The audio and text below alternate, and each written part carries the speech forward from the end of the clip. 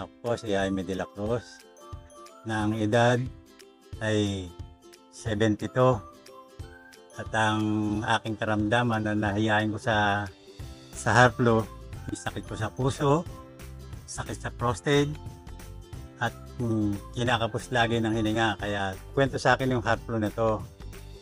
Sabi ko sa kanya, subukan nga natin dahil doon sa akin nararamdaman karamdaman, hindi ko matuklasan kung anong dapat na maging gamot sa akin. Lagi akong hirap huminga at doon sa prostate ko, sabi, operado na ako dati, ngayon umulit-uli. Sa aking pagkakainom ng Haplo, malaki ang pinagbago.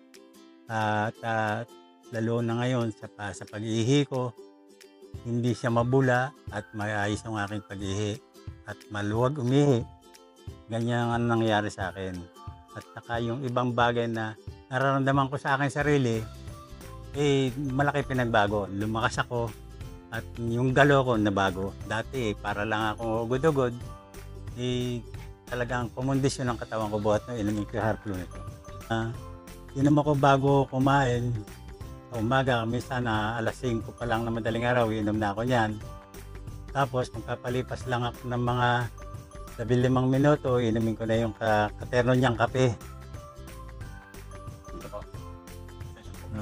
Ngayon, nung mainom ko to, talagang ramdam ko sa aking sarili na malaki ang ibinibigay. Kaya patuloy ko siyang sinusubaybayan at patuloy akong bumibili ng Haplo nito.